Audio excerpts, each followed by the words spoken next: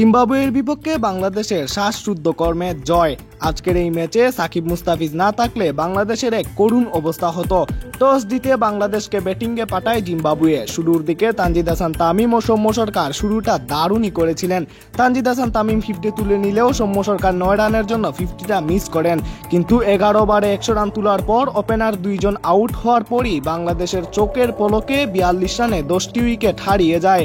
এই যেন এক অলৌকিক ঘটনা। জিম্বাবুয়ে মাত্র 144 রানের মামুলি টার্গেটে ব্যাটিং করতে নামে। শুরুর দিকেই ধাক্কা খায় জিম্বাবুয়ে, একের পর এক উইকেট হারিয়ে যায়।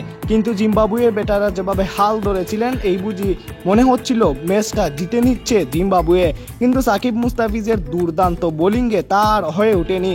অন্যদিকে চলছিল ক্যাচ মিসের মহড়া। তৌহিদ হৃদয় ও জাকের আলী মিলে 2টি ক্যাচ মিস দেন। তারপর সৌম্য সরকারের দুর্দান্ত ক্যাচ ও শেষ ওভারে সাকিব আল হাসানের নাটকীয় বোলিংয়ে এক শ্বাসরুদ্ধকর ম্যাচে জয় পায় বাংলাদেশ। এখন কথা হচ্ছে, জিম্বাবুয়ের বিপক্ষে বাংলাদেশের এই করুণ যদি অবস্থা হয়, তাহলে বিশ্বকাপে বাঘা বাঘা দলের সাথে বাংলাদেশের কোন অবস্থা হবে।